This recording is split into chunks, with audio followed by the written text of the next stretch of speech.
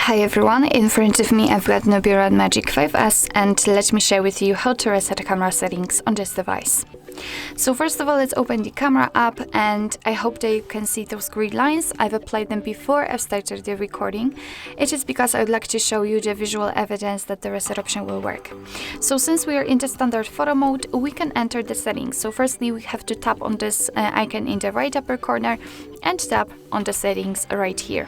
As you can see at the very bottom of the screen, we've got reset option, so basically just tap on it, and as you can see, the settings have been restored. After getting back, we can see that the grid lines are not visible, which means that we just successfully reset all camera settings to the defaults. So actually this is it. This is how to reset camera preferences in your NUBIA Red Magic 5S. Thank you so much for watching. I hope that this video was helpful, and if it was, please hit the subscribe button and leave the thumbs up.